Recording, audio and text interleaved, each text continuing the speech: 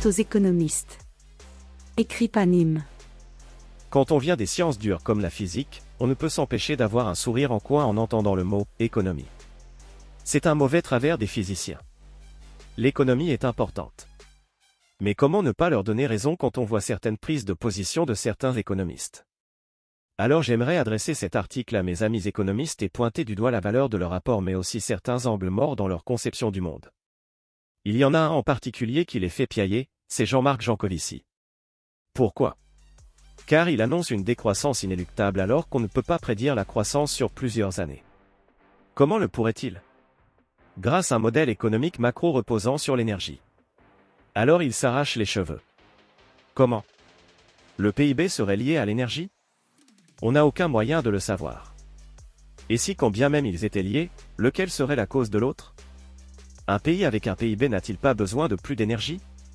Ce que je veux faire observer ici, c'est que ce qu'on appelle, par ellipse ou métonymie, la valeur de l'or et de l'argent, repose sur le même principe que la valeur de l'air, de l'eau, du diamant, des sermons de notre vieux missionnaire, ou des roulades de Malibran, c'est-à-dire sur des services rendus et reçus. Frédéric Bastiat, Harmonie économique.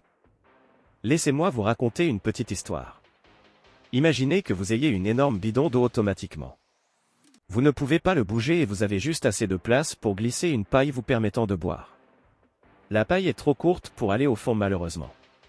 Vous avez fait quelques installations vous permettant de récupérer l'eau de pluie qui va directement dedans. Alors parfois votre bidon est bien rempli et parfois vous ne pouvez même pas boire car votre paille est trop courte. Si votre bidon est rempli, vous pouvez boire une dizaine de fois avant que votre paille soit trop courte pour atteindre le reste. Votre soif va fluctuer suivant la chaleur extérieure ou si vous avez produit un effort par exemple. Alors, quand votre bidon est plein, l'élément déterminant qui va déterminer votre consommation est votre soif. Parfois vous n'avez pas spécialement soif mais vous buvez plus que de raison car votre réserve le permet, alors c'est la quantité d'eau disponible qui va être le facteur déterminant. Et parfois il n'y a plus d'eau atteignable alors, vous avez beau avoir soif ce sont les règles physiques qui l'emportent. Si vous faites du sport toute la journée ou même que vous invitez des copains et faites un match de foot, le taux de soif va augmenter mais la capacité à l'épancher repose sur la quantité d'eau disponible. Connaissant la quantité d'eau disponible, si le niveau est bas, cela va avoir un impact sur votre comportement. Peut-être allez-vous dire à vos amis qu'il vaut mieux éviter de faire un match de foot car il n'y aura pas assez d'eau pour se désaltérer.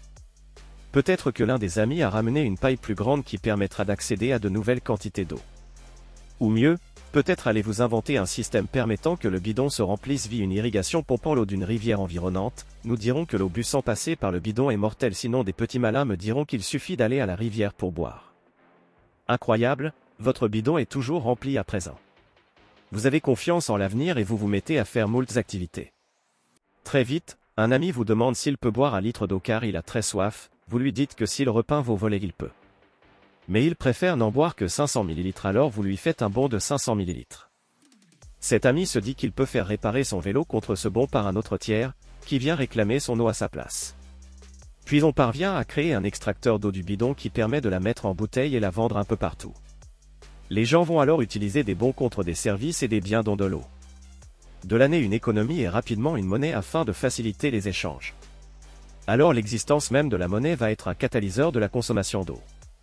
Vous gagnez en prospérité et il y a même l'un d'entre vous qui a suffisamment de temps libre de fonder une science de l'échange de monnaie. Il cherche beaucoup, il récupère des données et il découvre que le volume de circulation de la monnaie est corrélé à la consommation d'eau. Oh! Ça alors! Qui l'eût cru? Évidemment, puisque la monnaie a été créée dès le départ pour représenter une quantité d'eau. Mais est-ce que c'est l'échange de monnaie qui crée la consommation d'eau ou la consommation d'eau qui crée l'échange?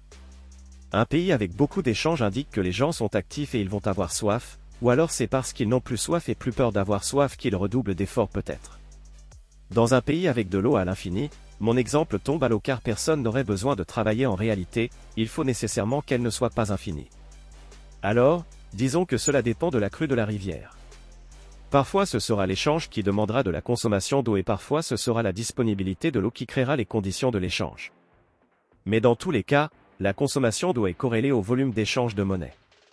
Finalement, imaginez maintenant qu'un individu remarque que le niveau de la rivière est en perpétuelle baisse et que bientôt il n'y aura plus d'eau en abondance.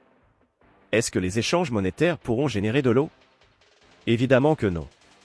Pourtant certains économistes disent qu'on ne peut pas tirer cette conclusion seulement du point de vue physique car la croissance économique ne peut être prévue qu'à maximum 1 an et elle peut être le phénomène dictant la consommation d'eau. C'est vrai dans un contexte d'abondance et ce contexte relève de la physique.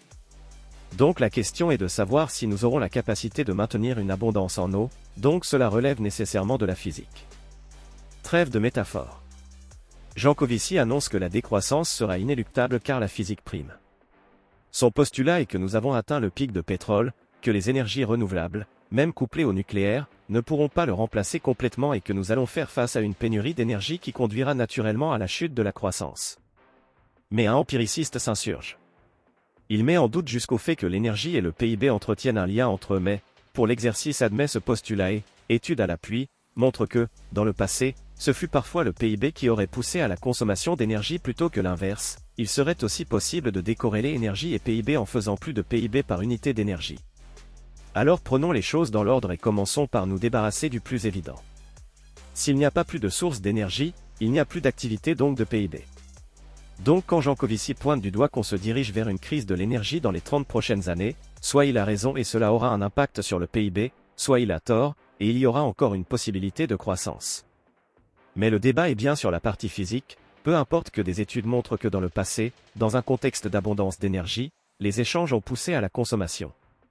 D'ailleurs un empiriciste relève que, si les résultats sont si contradictoires, il est possible que cela vienne du fait que la nature du lien énergie-économie dépende du contexte. Mais justement, Jancovici ne fait que parler du contexte. Il dit que nous nous dirigeons vers un contexte où le facteur principal décidant du PIB sera l'énergie et surtout le manque d'énergie. Donc, tout le long article d'un empiriciste est nul et non avenu. Mais penchons-nous sur le reste car ce n'est pas inintéressant et un bon point est relevé. Effectivement, il est possible de générer plus de PIB avec la même quantité d'énergie, ce devrait être le but de toute société et la monnaie peut y aider. Mais pour cela, il nous faut d'abord prouver qu'il existe effectivement un lien entre la monnaie et l'énergie, donc le PIB et l'énergie. Et on va voir que contrairement à ce que pense un empiriciste, la monnaie, à défaut du PIB, pourrait apparaître dans les équations de la thermodynamique comme une quatrième loi. Peut-on douter du lien entre énergie et PIB? Après tout le monde sait que nous avons besoin de boire, donc mon exemple de l'eau tombe sous le sens, mais a-t-on besoin d'énergie de la même façon, et est-ce que la monnaie représente un potentiel d'énergie? Bah oui MDR. Mais pour cela il faut comprendre le lien entre l'entropie thermodynamique et l'entropie de l'information de Shannon. Partons du début, avant même que la monnaie existe. Celui qui prétend savoir comment est née la vie est un menteur. Cependant, un consensus se dégage, l'hypothèse la plus probable serait une apparition au sein d'une soupe primitive, apparue il y a 2,5, voire 4 milliards d'années. Il est probable que la vie soit apparue au fond des océans, les conditions y étant plus propices à accueillir des réactions chimiques que l'on qualifie d'autopoïétiques. Cela signifie que la vie apparaîtrait de façon spontanée lorsque les conditions environnementales sont réunies mêlant de la matière organique, une source d'énergie et de l'eau. Elle va alors s'auto-organiser et croître de façon collectivement autocatalytique. Cela signifie que les éléments catalysants, qui permettent d'accélérer de manière exponentielle ou de réorienter la réaction chimique, font eux-mêmes partie de cette réaction. Mais pourquoi il est important qu'il y ait de l'énergie? Car la vie est une structure dissipative, c'est-à-dire que son rôle est de dissiper l'énergie. C'est pourquoi Stuart Bartlett offrira une version générique qu'il appellera vie, ou life en anglais, et qu'il définit comme une structure dissipative autocatalytique capable d'homéostasie et d'apprentissage. Elle se maintient dans le temps et apprend à dissiper l'énergie de plus en plus vite. Elle crée alors des systèmes de plus en plus ordonnés, donc où l'information est de mieux en mieux capturée, traitée et échangée. Et devinez quoi? Les sociétés humaines sont aussi des structures dissipatives qui vont chercher à augmenter la construction d'informations dans le but de dissiper l'énergie. C'est donc un besoin physiologique comme la soif. Et, depuis la première cellule jusqu'aux sociétés humaines, le but n'a pas changé. La monnaie et le PIB sont donc un bon moyen de mesurer la consommation d'énergie, donc mesurer le degré d'ordre d'une société, sa négantropie. Du moins, elle l'est si la monnaie est bien utilisée, c'est-à-dire sans avoir recours à l'inflation. Car l'inflation est un moyen de venir cacher l'entropie monétaire. Les systèmes monétaires inflationnistes occultent la valeur créée par la productivité de la société. Depuis les premières décennies du XXe siècle, nous avons accepté à tort l'inflation comme une nécessité de principe dans tous les marchés libres. Mais il ne s'agit pas d'un état économique naturel. Ceci demande explication. Dans une société de marché libre, la valeur informationnelle clé est le prix, qui est un accord intersubjectif. La monnaie est l'abstraction de cette valeur. L'argent va jouer le rôle de facilitateur de notre communication et de la distribution de toutes les ressources économiques. Toute innovation et tout progrès sociétal découlent de cette communication. C'est peut-être l'outil social le plus élémentaire et le plus conséquent dont nous disposons. Comme on pourrait s'y attendre au sein d'un système thermodynamique ouvert, l'information va se concentrer dans les mains de quelques agents, et l'argent ne fait pas exception. L'argent va naturellement se diriger vers les agents les plus capables de dissiper l'énergie. En physique, on dit que l'argent va s'organiser selon le principe de moindre action. Fait important, et ça Jancovici n'a pas l'air de bien le comprendre, la monnaie est aussi le moyen de transférer l'incertitude et le risque à ceux qui sont prêts à supporter cette incertitude. C'est l'une des manières clés dont la monnaie agit en tant qu'information, au-delà du prix lui-même, car le transfert monétaire du risque et de l'incertitude met en avant une information capitale et inestimable par le seul biais des succès et des échecs. Sans argent, il n'y aurait aucun moyen d'évaluer le succès ou l'échec et aucune motivation pour un tel comportement de transfert de risque. Comment sera résolue cette incertitude ? Par la consommation. Pourquoi le transfert de risque est important ?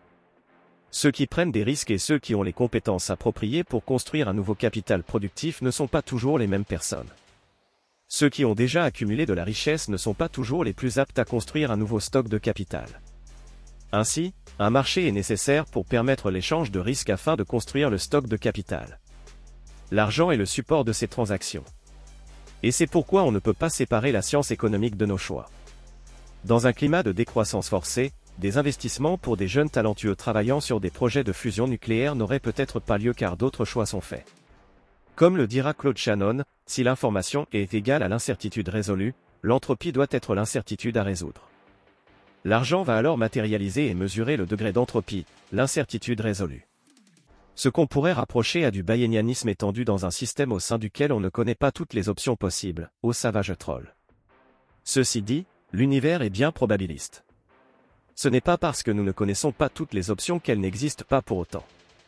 Gardons ces informations en tête et tentons à présent de dresser un parallèle entre la monnaie et l'énergie.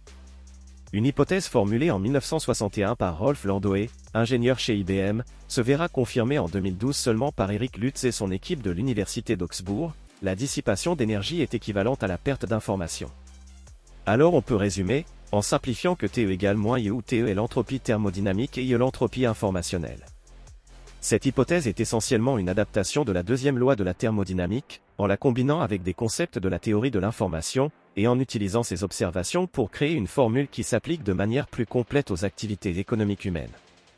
Il s'agit d'une reformulation de cette loi afin de mieux comprendre la relation entre l'énergie, l'argent et l'information. Elle est simple et symétrique. Mais il y a un autre facteur clé à prendre en compte. L'innovation technologique nous permet de faire ce travail plus facilement, plus rapidement, mieux et plus abondamment avec la même quantité de ressources. C'est ce qu'on appelle aussi la productivité. La technologie est ce qui permet à l'information de se développer. Tout comme la première loi de la thermodynamique nous enseigne que l'énergie ne peut être ni créée ni détruite, la deuxième loi de la thermodynamique stipule que l'entropie thermodynamique augmente toujours avec le temps. Cependant, cette loi ne dit rien de l'entropie inhérente à l'information ou à des systèmes humains spécifiques tels que les économies de marché. Par conséquent, la seconde loi de la thermodynamique ne dit rien de l'impact de l'ingéniosité technologique humaine sur d'autres formes d'entropie, notamment celles liées à l'information. Compte tenu de cette analyse, nous pouvons affiner davantage la formule ci-dessus comme suit en ajoutant le facteur x comme ordre de grandeur exponentielle de l'innovation technologique. Cependant, cette équation, aussi spartiate soit-elle, n'est pas complète, du moins lorsqu'elle est appliquée aux systèmes sociaux et économiques humains. Puisque, comme nous l'avons vu précédemment, l'argent est peut-être l'unité la plus basique de la technologie de l'information pour une société usant du marché libre. Nous définirons l'entropie monétaire comme le taux d'inflation à long terme de cette monnaie. En vérité, l'entropie monétaire est influencée par bien d'autres facteurs que la seule inflation monétaire, mais, par souci de parcimonie, contentons-nous de cette définition sommaire pour le moment. Nous devons l'incorporer dans cette formule. Alors, la monnaie est théoriquement une forme d'information qui devrait réduire l'entropie lorsqu'elle est appliquée comme prévu et qu'elle n'adopte donc pas une valeur supérieure à 0. Cependant, la monnaie fiduciaire, malheureusement, n'est pas l'argent tel qu'il était prévu. L'inflation, le contrôle centralisé et donc arbitraire des règles de l'offre, et les tentatives de contrôle de la demande par le biais de taux sans risque administrés, la volatilité des taux de change mondiaux, les dévaluations compétitives et le mercantilisme, les subventions, les industries zombies soutenant la dette gratuite, l'application opaque et inégale de la fiscalité, et bien d'autres comportements, tous conspirent pour créer une équation globale d'entropie massive dans les économies. De monnaie fiduciaire. Si une augmentation de la première partie de l'équation entraîne une plus grande rareté thermodynamique ou monétaire, cela implique que la baisse équivalente de la deuxième partie de l'équation entraîne une plus grande offre d'informations structurées et ordonnées, diminution de l'entropie informationnelle. Les lois fondamentales de l'offre et de la demande concluent que cela aura tendance à réduire proportionnellement le coût de l'information. L'économie est de l'ordre de l'action. Elle repose sur la production et la consommation, l'offre et la demande, et elle favorise la distribution des ressources énergétiques nécessaires pour fournir un travail mécanique ou une action. Elle repose donc en premier lieu sur la production et sur l'ordre. Le but même de l'ordre est la création d'énergie. Dans une machine de Carnot, c'est la différence de température, donc l'ordre, qui permet un travail mécanique. Une fois cette différence disparue, il ne peut plus y avoir de travail mécanique. Le capital est de l'énergie disponible, et on pourrait tout aussi bien nommer la monnaie directement énergie. Son deuxième aspect est celui de la consommation qui relève de l'information, et le but de ce processus, qui s'inscrit dans un processus plus large qui a pour but la connaissance, est la réduction d'entropie locale. Cette réduction d'entropie locale entraînant une augmentation de l'entropie sur l'environnement. C'est pourquoi on dit que ce processus, bien qu'il réduise sa propre entropie, produit en réalité de l'entropie. Comme l'explique François Rodier dans son ouvrage Thermodynamique de l'évolution, le producteur va alors maximiser sa production d'entropie et générer de l'information sur son environnement qui repose sur la consommation, en l'occurrence sa clientèle. Considérons par exemple la mise en vente par le fabricant d'un même objet manufacturé en de nombreux exemplaires. On peut raisonnablement admettre que la probabilité P de trouver un acheteur est d'autant plus grande que le prix S proposé est plus bas. Lorsque deux de ces objets sont indépendamment mis en vente à des prix différents, la probabilité de vendre les deux objets sera le produit de leur probabilité de vente, tandis que la rémunération du fabricant sera la somme des prix perçus. Cela implique que la relation entre le prix si proposé pour un objet I et sa probabilité pi de vente est une relation logarithmique de la forme si égale moins k.log pi, où k est ici une constante arbitraire.